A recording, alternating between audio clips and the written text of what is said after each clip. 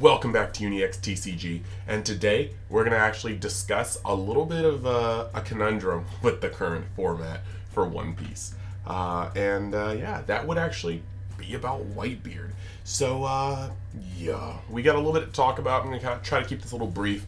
Want to make some shorter videos that are a little easier to digest, but I also wanted to hit some topics that actually feel relevant to what we're doing. So, with that being said, as per usual, you can always support the channel in many free ways, like liking the video, going down, hitting that subscribe button if you haven't already, hitting that notification button so you never miss a beat, joining the Discord, following me on Twitter or Instagram. Links to everything will be in the description, and let's get into it. So, whether you guys have been attending locals, going to these premiere events, and by going I mean kind of online, so far most of them have been online, going to individually hosted 1Ks or Ks tournaments, or just watching YouTube videos on breakdowns, you guys have been seeing that Red has been dominating quite a bit, and more so than just Red, Whitebeard in particular has been taking a front seat to just the game top cut. It really is. Even when it doesn't translate into a huge chunk of the top cut, it normally is the one winning it, and then sometimes it's just saturating the top cuts. So I wanted to talk about the issues that allow it to do this, and whether or not you guys think this is fixable, whether or not you guys think this requires them to maybe make some hits, your general thoughts on it. But and then I'm also gonna put out my general thoughts on it. So realistically, the first things I think we need to look at is why Red is good in the first place. Every color has a strong identity in this game in set 1, and then in set 2 I think some of the lines started getting blurred, mainly with black and purple, because black and purple essentially, for the sake of the way I saw it before, let me back up. Red has Rush for the most part, and Rush is one of the best, if not the best, keyword skill in the game, because Rush does not allow you to correctly, with 100% accuracy, assess the amount of incoming swings coming at you next turn from the opponent's side. When your opponent is playing a red deck, you have to look at their board and know that they could still produce more attacks than what's on the board, more attacks than you can neutralize if you kill the entire board. So you're always kind of stuck in this realm of possibility that you could be taking more damage than you anticipated. So that's really good. When it comes to Green's motif is resource management. They are allowed to, on the opponent's side, they're allowed to tap down quite a few things. And so you aren't able to hold up assets, play a card, and necessarily keep it till later or keep it till the moment you want to swing with it, because against Green, if it's 5 cost or less, it's likely going to get tapped, and then you're able to get swung on, even 6 costs at this point. Then you move over to Blue, and Blue has the most card draw in the entire game, and Blue also has the ability to bounce cards and then bottom deck. So the identity is there as well. And then Purple has most of the point and click destruction, but Purple is also going to have a jack of all trades kind of mentality. For the cost of minusing Dawn, Purple can tap things, rest them. Purple can have rush cards. Purple has destruction. Purple can do a little bit of everything, and has draw as well. So Purple is the jack of all trades color at the cost of minusing Dawn. But then you have Black, which comes into play and just has more of the point and click destruction. In that kind of sense, saying it out loud, it feels like Black is just the other part of the wheel. Like, you thought that Purple was destruction and then a little bit of everything, but now that you add Black into the mix, Purple is just kind of a little bit of everything, and Black is the true destruction color. So the thing about Rush, though, is that Rush is already going to upset a lot of things.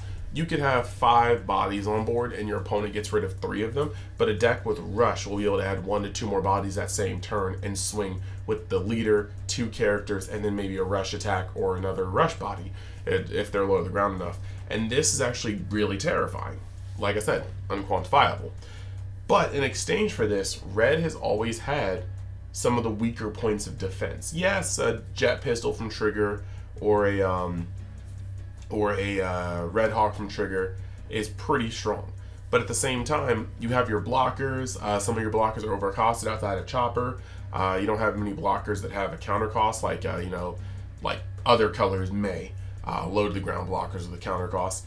I mean, like, you have Bartolomeo and things like that, but the point is, like, Red's defenses are pretty linear. Red does not have a card as savage as Punk Gibson. Purple has cards like Thunder Bagua as well as Blast Breath, and when you look at it, it's like Red has Guard Point, which is good, but okay. Red has Radical Beam, which is great, but it has the condition before it gets very savage. Red has Red Hawk, but you really do get to play around it quite often. Red Hawk is more likely to snipe a random 1-drop or a searcher or a defensive small blocker than an actual offensive threat because of its 4K threshold. So when it comes to Whitebeard, Whitebeard has all of the offensive capability of Red. It has all the rushers. It has rushers of its own, including Jozu and Ace. It has so it adds on to the repertoire. It's got the Whitebeard boss card. It has all the defensive or the offensive powers of Red. But the thing is, just having that singular 6K stat line, as well as the fact to take life every turn, gives it the one thing that Red has not had in all of set 1. And that is a bigger baseline to easier defend. 2Ks when I'll take it to 8K, meaning you cannot pressure with 7K anymore effectively. But also, with gaining an extra card, you can't starve them. That has been a premier way to hurt Zoro decks in set 1. Starve them. Even with Luffy, you give them cards as you need to progress the game state, not just willy-nilly. So, when it comes to Whitebeard, as a red deck, he has all of that offensive capability. He cannot be starved, and he is much easier to defend. And I think that in design, they believed that Whitebeard taking his own life would be a detriment. But what we're essentially seeing here is that Whitebeard taking his own life actually accelerates you and gives you the card advantage that a red deck normally does not get to have on its own. You're a revolver that keeps reloading until you've reached the end of your life pool. And so this pretty much makes the main issue. In a deck that can play Rush Jozu, Rush Luffy, Zoro if you want to tech him, Ace, and then defend its 6K body with 20-something 2Ks that uses Radical Beam to go easily up to 10K. That's able to survive 15K shotguns, normally something that no deck was really able to do beforehand. This is the issue. Whitebeard is simply too well-rounded, in my opinion, in terms of design. And then when it comes to the ways to play around it, I think that there is a solid method of playing around Whitebeard. Consistent 6K swings will force 2Ks out of its hand. When the 2Ks can no longer flow, or if they get an occasional 1K, you're going to start seeing things like Radical Beams come down on a singular strike because they can't afford to take that damage being at 0 life eventually. If you can go wide enough and hit them with 6K, 6K, 6K, 6K, they'll start running out of hand, and then you'll start being able to press their life, and then a Whitebeard getting down to 2 life when they're only at 6 Dawn sucks. Like, they need to, as good as it is to take that life, you still want to make it sure that you taking your own life is the only way that you're losing life the first couple of turns. So, with such a clear-cut way to push them, what's the issue? A lot of people be like, well, just get good. Just go wide then. The issue here is that between Vista, between Robin, between Otama, between Ace being able to minus things into a Vista, into a Robin that's already there, into just swinging on it, this red deck has a lot of removal, which means that in a lot of cases, threats can hit the board and never actually get to swing. Threats can hit the board, swing once, and then you know you're going to lose them the following turn no matter what. And because of this, the only deck that's able to, I feel like, really go consistently in on whittling Whitebeard's hand is Zoro. Zoro is the only deck, in my opinion, that's able to consistently burst out those 2K or the 6Ks, one after another. Leader, 1-drop with Magra, you know, 1-drop that's been Machinode. You're able to pump out these 6Ks relentlessly, and that's going to be able to whittle down Whitebeard's hand to the point where when they are at 0 life, and you do have something like an unblockable Luffy or a Diablo Janbei, it's toast, if you can get that far. And herein lies the problem for me. Other decks simply can't do that. Black will get overran, like their hand dwindles very fast, and if you don't see a if you don't see a Borsalino early enough, you often will be left unable to defend yourself. And even then, Borsalino can get ran over pretty easily. When it comes to green, the Whitebeard has to draw particularly bad for green to actually get momentum on Whitebeard. Normally, Whitebeard will be able to just push because of the rush, because of the removal. And then when you have Whitebeard in full effect, another issue is that if you can't deal widespread 6Ks and whittle their hand, by the time they're at 0 life, you're looking at about 16 to 18K counter in hand, and that's not surmountable by any other deck for the most part.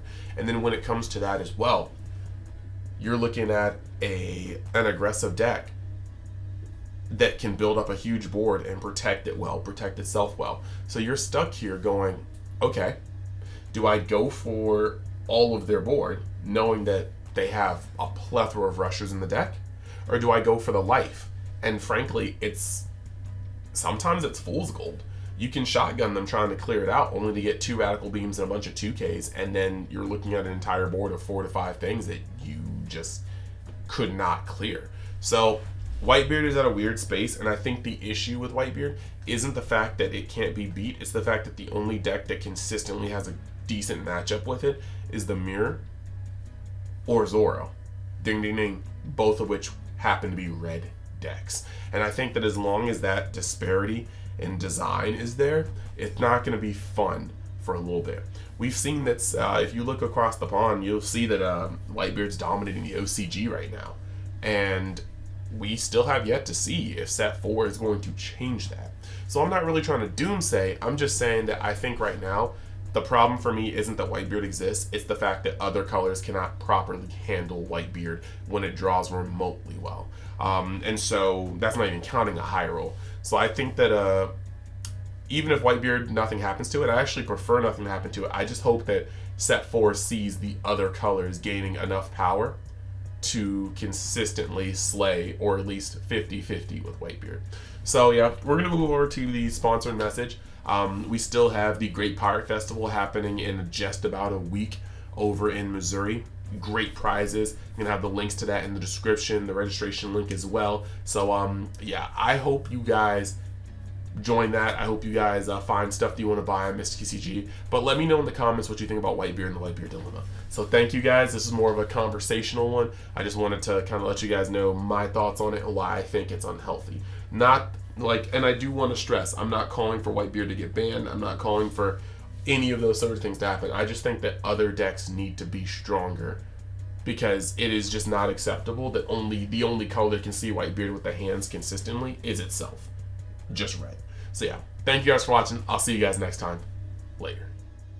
So let's talk about Mystic TCG, your one-stop shop for all your TCG needs. On the site, you can buy or pre-order plenty of sealed product for plenty of games. Just make sure though, if you're pre-ordering, to give it 3 to 4 months in advance to start looking, because sometimes the product is indeed hot, supply and demand, you know.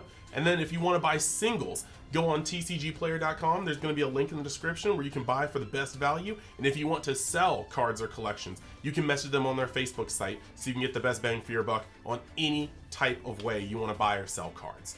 And then while you're at it, you can use the code UNIXTCG at checkout to get even more of a discount. So hey, what are you waiting for? Check out Mystic TCG today.